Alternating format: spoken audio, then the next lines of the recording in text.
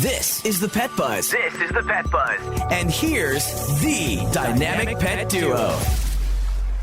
Well, as you begin making your Thanksgiving plans and preparation, you have to remember to keep your furry family members safe. I mean, you have to think about their safety. Dangers such as pancreatitis, is that what it is? Bloat and toxins are really significant risk for your pets during the holidays. So we want you to remember an ounce of prevention is much better than a costly veterinary bill that can affect your Christmas spending. And in the spirit of attempting to prevent Thanksgiving Day pet disasters in our home. Yeah. Mm-hmm. Senior Director of Veterinary Educational Outreach at the ASPCA's Animal Poison Control Center, APCC. That's like a mouthful. I know it. That's what you had me do, a big mouthful there. I know. But, you got to... But anyway, it's veterinarian Dr. Tina Wismer, and she's here to discuss some calls that the center received during the week of Thanksgiving. So, Dr. Wismer, Charlotte and I are really pleased to welcome you to the Pet Buzz today. Thank you for inviting me back.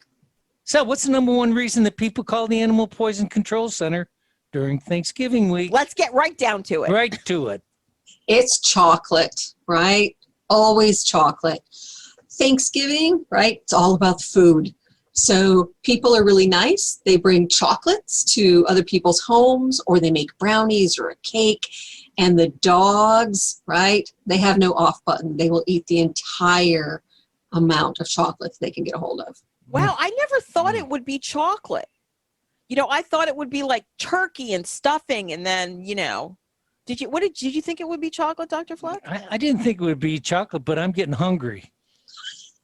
I can see that. But it's funny that you mentioned that, because one of the newest trends now is really everybody's working on the centerpiece.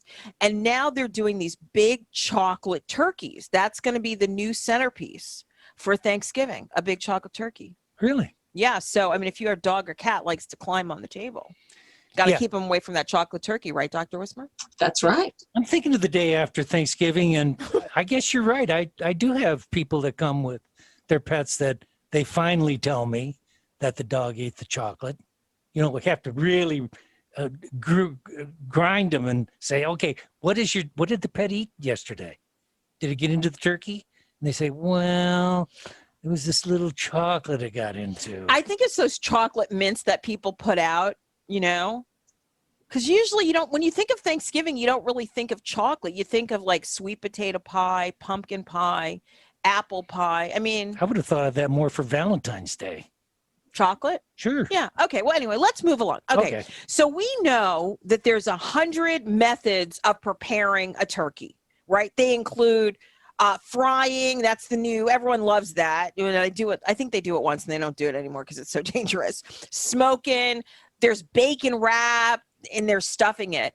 But a lot of people, I don't know if you know this, Dr. Fleck, a lot of people are turning to brining their turkeys. So can brining pose a danger for dogs and cats? And explain to us why. Sure. So yes, this is something that we've noticed an increase of in the past probably 5 years or so. Is animals getting into the brine. And brine is basically a salt and water mixture. So we can end up seeing salt toxicity with dogs or cats that will drink this liquid that the turkey has been basically marinating in. Do you think the people give it to their pet? Or, because I'm trying to figure out, do you pour it, maybe it gets a little juice in there and they think, oh, it's kind of juice. They don't really think of it as, you know what I mean? Mm-hmm. Does a cat jump on the counter and then just lap up the brine? So typically, once again, it's dogs, but people tend to brine their turkey in coolers, right? Those big plastic coolers.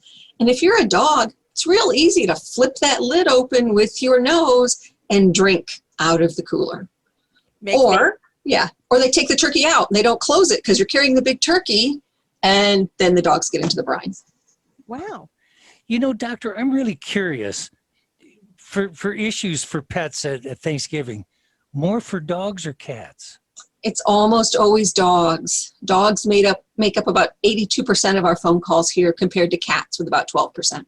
Wow. What's the big cat thing? So during Thanksgiving, the big cat thing is decor. It is these lilies that are in these beautiful fall color bouquets that we use to brighten up our households.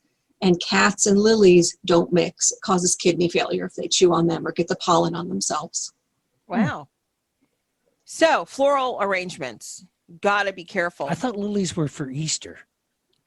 Well, I guess people are buying them for Thanksgiving. I mean, they're readily available. So, okay, so no lilies, people, no lilies. Well, if you've just joined us, we're speaking with Dr. Tina Wismer, the Senior Director of Veterinary Educational Outreach at the ASPCA's Animal Poison Control Center.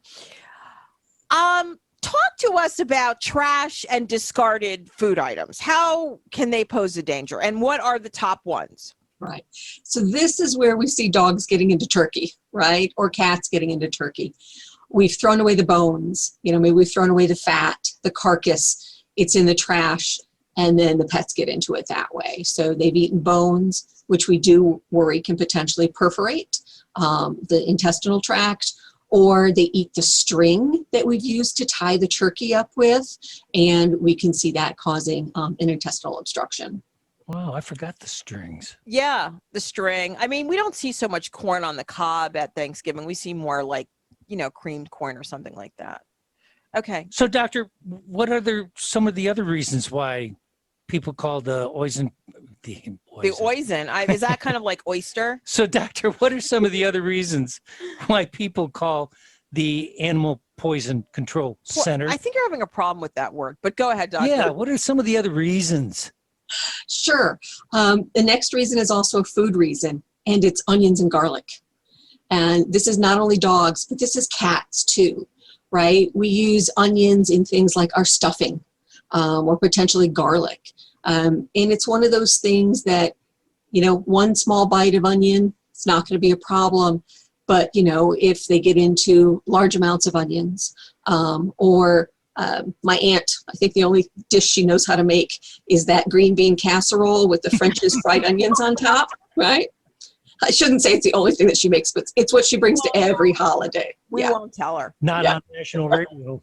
It's funny. I have to throw this in there because I think it was last year or the year before, I had got a press release, and one of the number one Thanksgiving or holiday dishes was green bean casserole. In Florida, it was number 3. New York, not so much, but in Illinois, it was just funny how, and we didn't have that in New York, but I love it. A Midwest transfer. I love it. It is a Midwest thing, yes. So those French fried onions, right? If animals eat enough of it, not only can we see vomiting, but we can also, it affects the red blood cells and can cause anemia. And those French fried onions are good. I know. There's 2 brands of them. Oh. I know. Okay. So before you go, can you remind us of the telephone number of the Animal Poison Control Center and how pet owners can best be prepared to call should they have an emergency? Because I think that's important. Yes. So our phone number is 888-426-4435. And if you're going to call, we're going to ask you questions about how much does your pet weigh? So having a general idea, what the weight range is. And then if you know what they got into, that will be very helpful. If it's something like turkey or chocolate, we can work with that. But if it got into, let's say, grandma's purse and got into her medication, we need to know the name, the milligram strength, and potentially how many pills are missing. Wow, what great information. Thanks for joining us today, Dr. Wismer. It's always fun having her here. I know, isn't it? It is great. It's just, I'm loving my guests now that we're doing the radio interviews via Zoom. I mean, it's fantastic. Well, everyone, that was the ASPCA's Dr. Tina Wismer reviewing top dangers that prompt pet owners to call the ASPCA's Animal Poison Control Center during Thanksgiving week. That's the whole week. Okay. So to learn more, visit aspca.org. And if you need help for Fido or Felix, once again, the telephone number is 888-426-4435. Of course, I'm going to put that up on our social media channels. Thank you for listening to this episode of The Pet Buzz.